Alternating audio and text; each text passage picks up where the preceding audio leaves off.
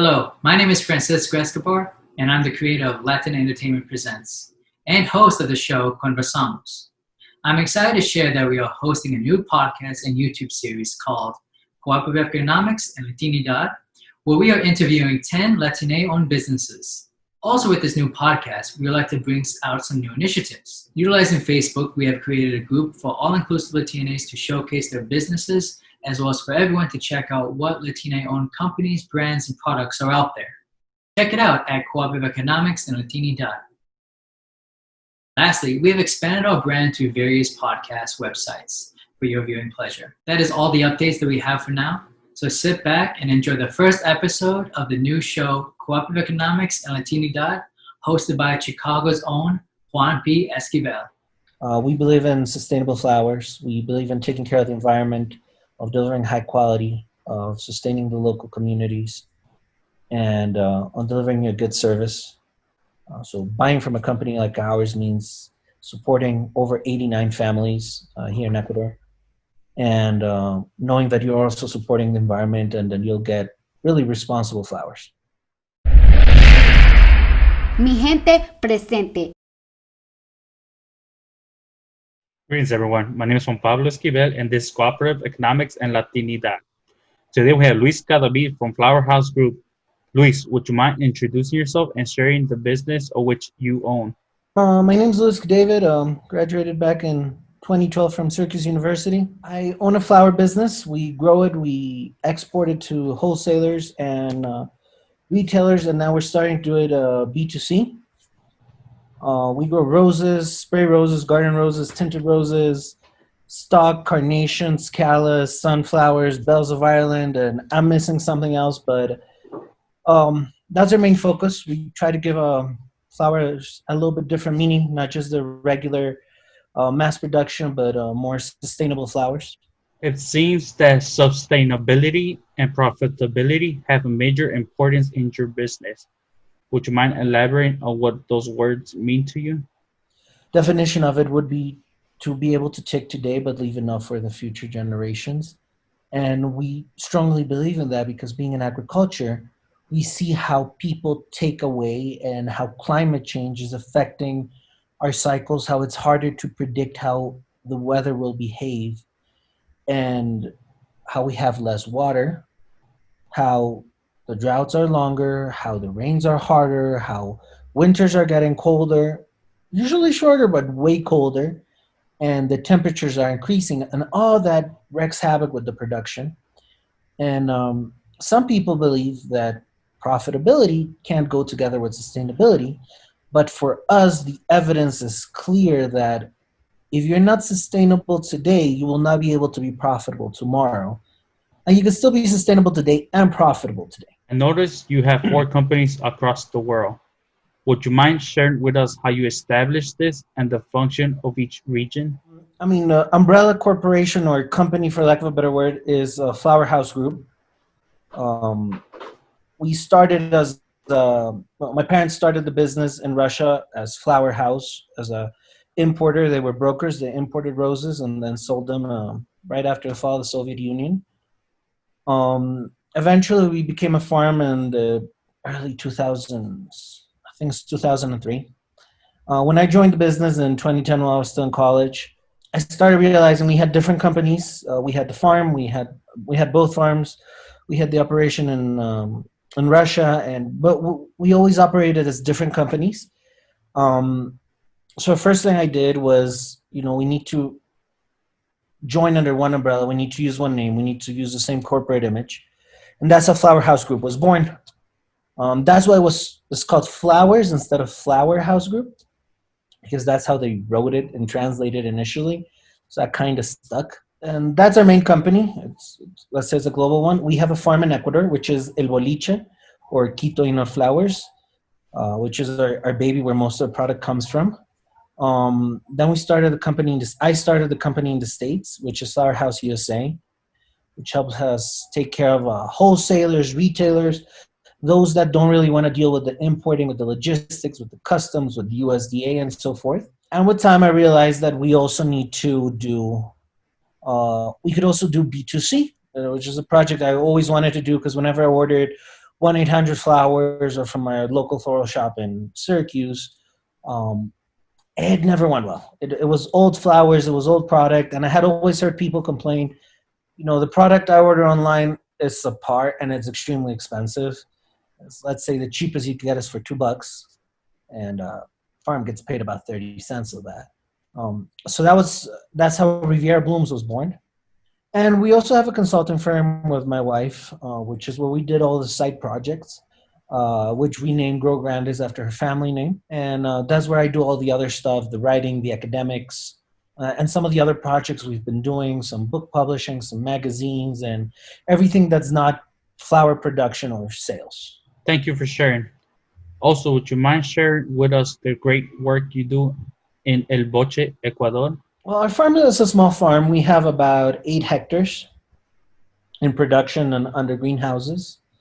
We do a lot of water recycling, a lot of community work with the school through our medical department or just through education through programs.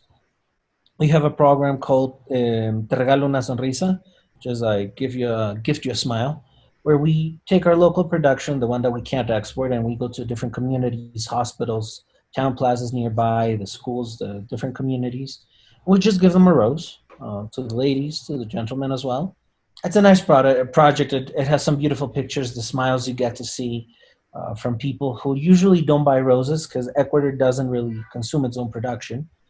And we also have a big area of compensation. We have 2 hectares near the farm of forests, and we have 8 hectares in the north on the other side of the city, where we also have it as a compensation area reserve, which we're actually turning that area into a permaculture project with Grow Grandes and the foundation we have. So we're going to change a little bit and try to put the local fauna back in there. What can you describe about the import and export process from El Ecuador and to the U.S.? There's way much more work than anyone thinks goes into it.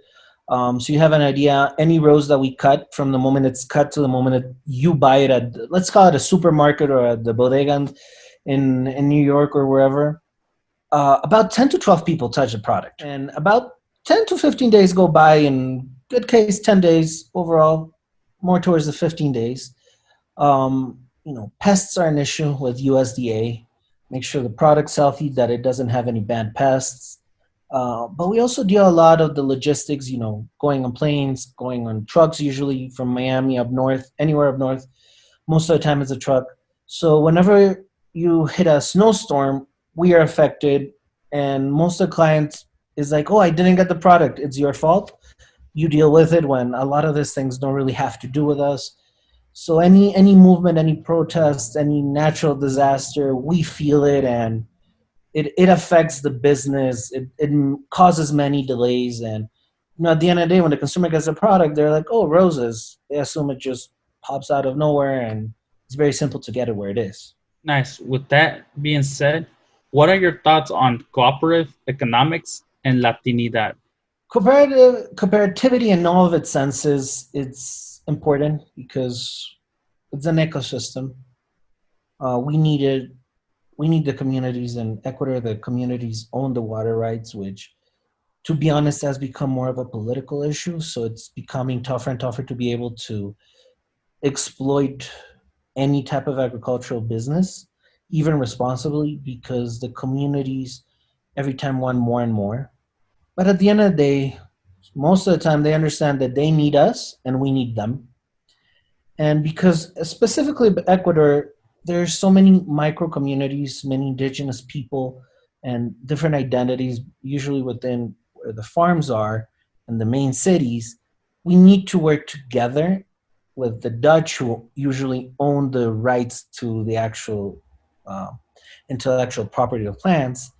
We need to work together. And flowers specifically are a business that employ a lot of women that are single women that come from different communities, and they usually have side businesses with their families that revolve around the flower business. So if we disappear, their whole ecosystem collapses. And of course, if they disappear, our ecosystem collapses because we have nobody to work. and to exploit, to cut the product, to pack it, to ship it out. So that's really important for us. We need to work as a community. We understand that most of the time.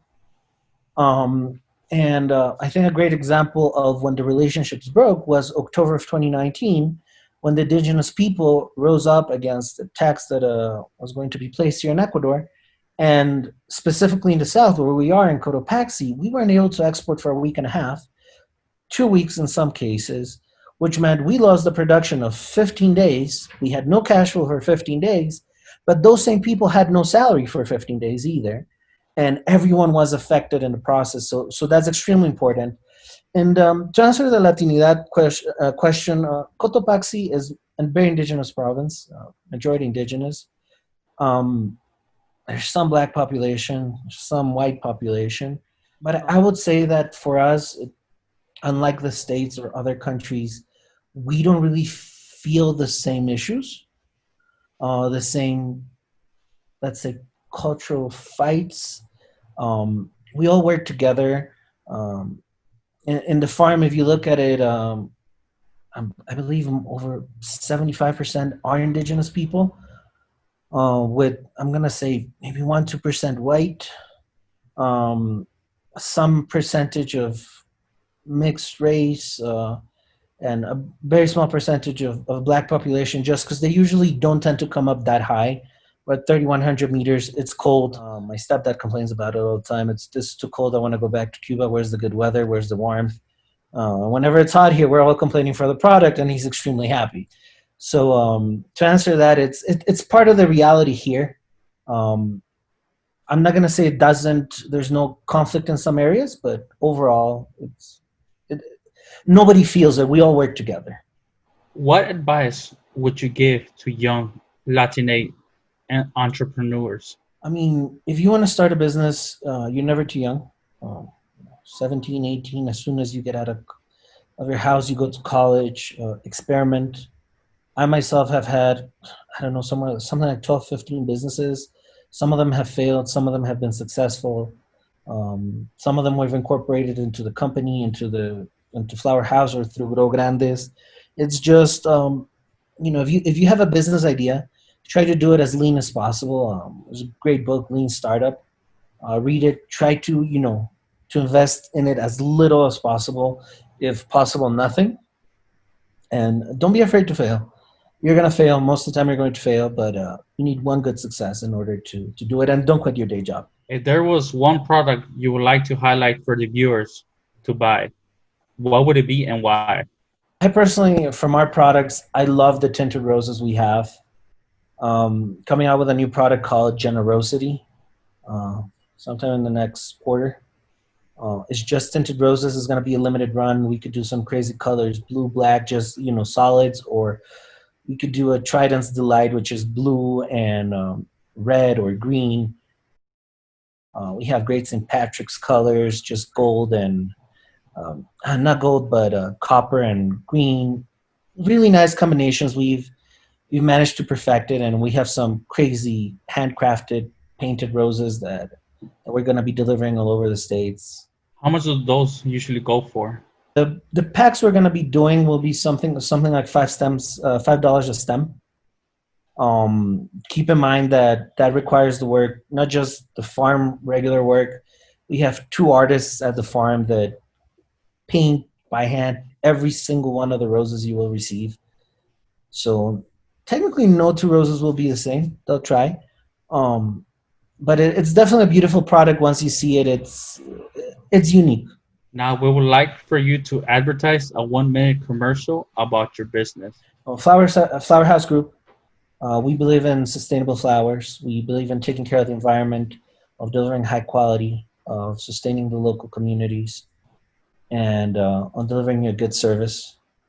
So buying from a company like ours means supporting over 89 families here in Ecuador, and knowing that you're also supporting the environment, and then you'll get really responsible flowers. Best way to contact me would be through Instagram, through Riviera_shop, which is our B2C business. Anything you write to us through there, I'll receive directly. So if you want anything, give us a shout out. Or if you want to know anything as well. With that being said, that's all the time that we have. And for everyone at home, make sure to like our YouTube video, subscribe to our YouTube channel, and follow us at Latin Entertainment _presents. Until next time, on Cooperative Economics and Latinidad. Mi gente presente.